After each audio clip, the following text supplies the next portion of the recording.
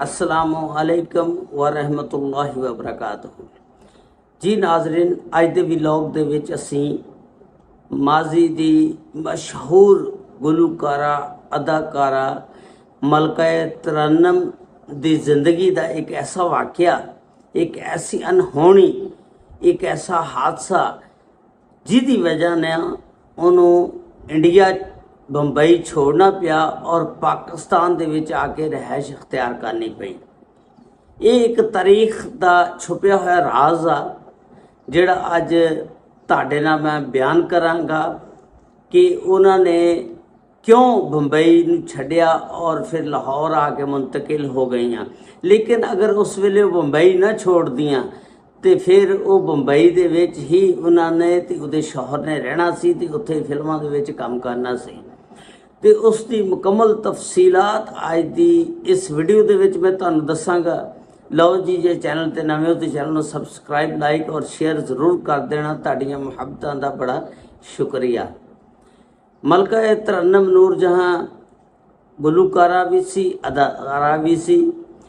इन्हां ने सन 1935 तो लैके 1942 तक मुतहिदा जिहड़ा सी उदों इंडिया पाकिस्तान सी इकट्ठा सी ते उहदे विच तकरीबन 32 फिल्मां दे विच इन्हें गाने गाए और अदाकारी की। वो जड़ियाँ जदों इंडिया पाकिस्तान इकट्ठा सी वो 32 फिल्मां जड़ियाँ बनाइयां वो सारियां सुपर हिट होईयां और लोग मलका तरन्नम नूर जहां की फिल्म जदों सैंडविच लगदी सी धड़ाधड़ लोग देखण आंदे सी, रश बन जांदा सी। एडे शौक और जज्बे दे नाल लोग इन्हां दियां फिल्मां नूं वेखदे सी और पसंद करदे सी। गुलकारा मलका तरन्नम नूर जहां ने अपना ऐसा सिक्का जमा लिया सी फिल्म इंडस्ट्री बंबई दे विच कि उहदा नाम चलदा सी ते लोग उन्हां दे गाणियां तो उन्हां दी अदाकारी तो बड़े लुत्फ अंदोज हुंदे सी और उस वेले दे बड़े बड़े मौसीकार जिन्हां दे विच मास्टर गुलाम हैदर, सुनील बसवास और फिरोज़ निज़ामी और मास्टर सजाद हैदर वगैरह भी उन्हां दे चाहने वालियां दे विचों सी, क्योंकि उन्हां दी आवाज़ दे विच एक बहुत ही जादू सहर वाली आवाज़ सी उन्हां दी, जिहदी उस वेले दी लता मंगेशकर जिहड़ी सी लता जी, वो भी उन्हां दी आवाज़ दी जादू दी तुसीं कह लो फैन सी ते उन्हां नूं बहुत ज़्यादा चाहदियां हुंदियां सी। लता जी तारीफ करदियां हुंदियां सी नूर जहां दी कि मलका तरन्नम नूर जहां मेरी उस्ताद आ, उन्हां नूं अपनी उस्ताद मानदियां हुंदियां सी और लता जी फिर उन्हां दी आवाज़ कापी करके ही गाने गांदियां हुंदियां सी।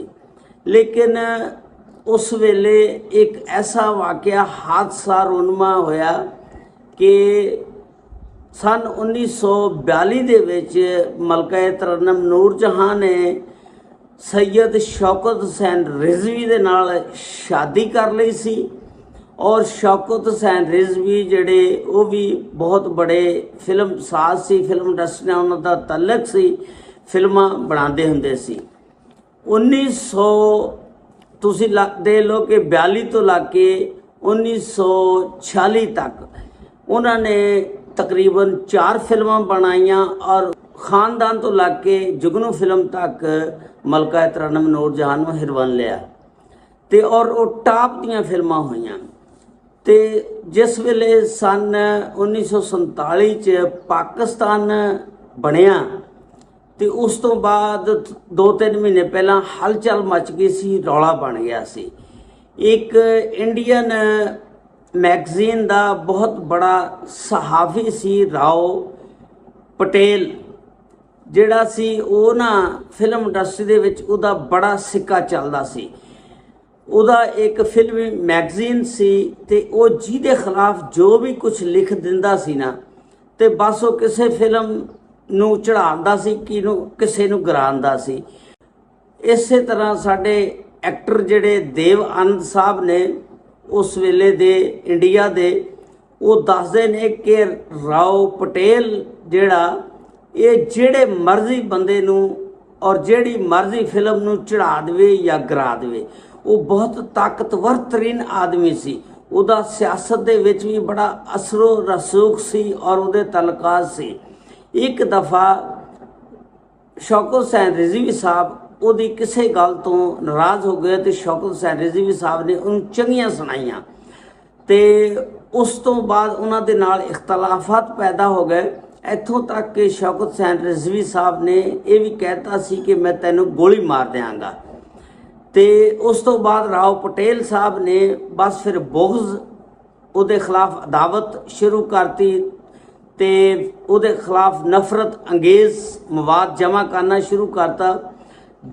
ਜਦੋਂ ਇਹਨਾਂ ਨੇ ਫਿਲਮ ਜੁਗਨੂ ਬਣਾਈ ਔਰ ਉਸ ਦਾ ਜਿਸ ਵੇਲੇ ਪ੍ਰੀਮੀਅਰ ਸ਼ੋਅ ਇੰਡੀਆ ਦੇ ਦਸਤੂਰ ਦੇ ਮੁਤਾਬਕ ਲੱਗ ਗਿਆ ਤੇ ਉਸ ਵੇਲੇ ਦੇ ਫਿਰ ਇਹਨਾਂ ਨੇ ਰਾਓ ਪਟੇਲ ਸਾਹਿਬ ਨੇ ਵਜ਼ੀਰੇ ਆਲਾ ਜਿਹੜੇ ਸੀ ਉਹਨਾਂ ਨੂੰ ਜਾ ਕੇ ਦੱਸਿਆ ਕਿ ਇਹਨਾਂ ਨੇ ਜਿਹੜੀ ਜੁਗਨੂ ਫਿਲਮ ਬਣਾਈ ਆ ਉਹਦੇ ਵਿੱਚ ਬੱਚੇ ਕਾਲਜ ਦੇ ਔਰ ਬੱਚੀਆਂ ਦਿਖਾਈਆਂ ਗਈਆਂ ਜਿਨ੍ਹਾਂ ਨੂੰ ਵੇਖ ਕੇ ਫਹਾਸ਼ੀ ਫੈਲੇਗੀ, ਇਹਦੇ ਉੱਤੇ ਪਾਬੰਦੀ ਲਾਓ।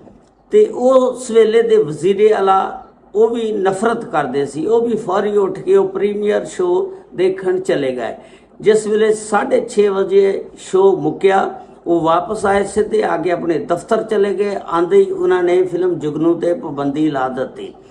ਉਸ ਵੇਲੇ ਫਿਰ ਰਾਓ ਪਟੇਲ ਜਿਹੜਾ ਸੀ ਉਸ ਫਿਲਮੀ ਸਹਾਫੀ ਸੀ ਮੈਗਜ਼ੀਨ ਦਾ, ਉਹਨੇ ਫਿਰ ਇਹਨਾਂ ਨੂੰ ਸੁਨੇਹਾ ਭੇਜਿਆ ਕਿ ਹਜੇ ਤੁਸੀਂ ਅੱਗੇ ਅੱਗੇ ਦੇਖੋ ਕਿ ਇੱਕ ਹਿੰਦੂ ਤੁਹਾਡੇ ਮੁਸਲਮਾਨ ਨਾਲ ਕੀ ਕਰਦਾ। ਤੇ ਇਸ ਤਰ੍ਹਾਂ ਫਿਰ ਇਹਨਾਂ ਨੇ ਸੈਯਦ ਸ਼ੌਕਤ ਹੁਸੈਨ ਰਿਜ਼ਵੀ ਸਾਹਿਬ ਨੇ ਮੈਸੇਜ ਭੇਜਿਆ ਕਿ ਮੈਂ ਅੱਲਾਹ ਕੋਲੋਂ ਡਰਦਾ, ਸਵਾਏ ਅੱਲਾਹ ਤੋਂ ਮੈਂ ਕਿਸੇ ਕੋਲੋਂ ਨਹੀਂ ਡਰਦਾ, ਤੂੰ ਜੋ ਕੁਝ ਕਰਨਾ ਕਰ ਲਾ।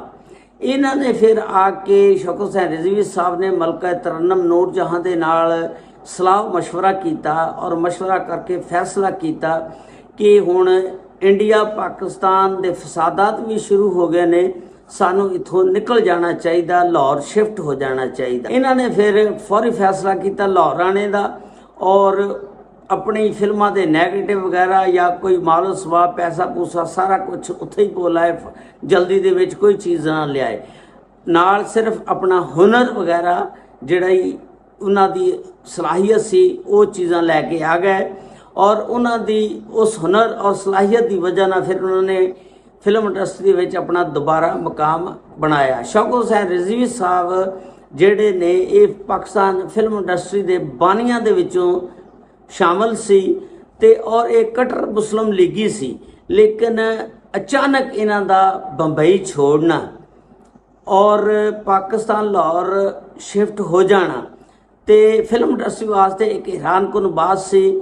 ਤੇ ਅਗਰ ਇਹ ਲਾਹੌਰ ਸ਼ਿਫਟ ਨਾ ਹੁੰਦੇ, ਮਲਕਾ ਤਰਨਮ ਨੂਰ ਜਹਾਂ ਲਾਹੌਰ ਨਾ ਆਉਂਦੀਆਂ ਤੇ ਲਤਾ ਜੀ ਇੱਕ ਬਹੁਤ ਬੜੀ ਸਿੰਗਰ ਬੜੀ ਮੁਸ਼ਕਿਲ ਨਾਲ ਬਣਨਾ ਸੀ। ਉਹਨੂੰ ਵੀ ਮੌਕਾ ਲੱਭ ਗਿਆ ਕਿ ਇੱਕ ਬਹੁਤ ਬੜੀ ਸਿੰਗਰ ਬਣ ਗਈ ਤੇ ਇਸ ਤਰ੍ਹਾਂ ਇਹ ਆ ਕੇ ਲਾਹੌਰ ਫਿਰ ਸ਼ਿਫਟ ਹੋ ਗਏ। ਫਿਰ ਉਹ ਜਿਹੜੀ ਫਿਲਮ ਜੁਗਨੂ ਸੀ ਇਹ ਮਈ 1947 ਦੇ ਵਿੱਚ ਪਿੱਛੋਂ ਫਿਰ ਰਿਲੀਜ਼ ਹੋਈ ਔਰ ਉਸ ਫਿਲਮ ਨੇ ਤਕਰੀਬਨ ਉਸ ਵੇਲੇ ਦੱਸਦੇ ਨੇ 5 ਮਿਲੀਅਨ ਦਾ ਜਿਹੜਾ ਬਿਜ਼ਨਸ ਕੀਤਾ ਔਰ ਉਸ ਦੇ ਵਿੱਚੋਂ ਮਲਕਾ ਤਰਨਮ ਨੂਰ ਜਹਾਂ ਔਰ ਸੈਯਦ ਸ਼ੌਕਤ ਹੁਸੈਨ ਰਿਜ਼ਵੀ ਸਾਹਿਬ ਨੂੰ ਕੋਈ ਪੈਸਾ ਨਹੀਂ ਸੀ ਦਿੱਤਾ। ਇਸ ਤਰ੍ਹਾਂ ਇਹ ਸਟੋਰੀ ਸੀ ਸਾਰੀ ਮਲਕਾ ਤਰਨਮ ਨੂਰ ਜਹਾਂ ਦੀ ਜਿਹੜੀ ਲਾਹੌਰ ਆ ਕੇ ਸ਼ਿਫਟ ਹੋ ਗਈਆਂ। ਅਗਰ ਉਸ ਵੇਲੇ ਰਾਓ ਪਟੇਲ ਸਾਹਿਬ ਧਮਕੀਆਂ ਨਾ ਦਿੰਦੇ ਤੇ ਇਹ ਮਲਕਾ ਤਰਨਮ ਨੂਰ ਜਹਾਂ ਨੇ ਬੰਬਈ ਹੀ ਰਹਿ ਜਾਣਾ ਸੀ ਔਰ ਇਹਨਾਂ ਦੇ ਖਾਮਦ ਨੇ ਵੀ ਔਰ ਇਹਨਾਂ ਨੇ ਪਤਾ ਨਹੀਂ ਕਿੱਥੇ ਦੀ ਕਿੱਥੇ ਤੱਕ ਪਹੁੰਚ ਜਾਣਾ ਸੀ ਫਿਲਮ ਇੰਡਸਟਰੀ ਦੇ ਵਿੱਚ ਅਗਰ ਇੰਡੀਆ 'ਚ ਰਹਿੰਦੇ ਤਾਂ। ਲੇਕਿਨ ਪਾਕਿਸਤਾਨ ਦੇ ਵਿੱਚ ਵੀ ਆ ਕੇ ਫਿਰ ਇਹਨਾਂ ਨੇ ਬੜਾ ਅਰੂਜ ਪਾਇਆ ਤੇ ਬੜਾ ਇਹਨਾਂ ਨੂੰ ਅੱਛਾ ਵਕਤ ਮਿਲਿਆ, ਅੱਛਾ ਵਕਤ ਵੇਖਿਆ। ਇਹ ਅੱਜ ਦੀ ਸਟੋਰੀ ਸੀ ਜਿਹੜੀ ਮੈਂ ਤੁਹਾਡੇ ਨਾਲ ਸ਼ੇਅਰ ਕੀਤੀ। ਉਮੀਦ ਹੈ ਤੁਹਾਨੂੰ ਪਸੰਦ ਆਈ ਹੋਏਗੀ। ਅਸਲਾਮੁ ਅਲੈਕੁਮ व रहमतुल्लाहि व बरकातुहू।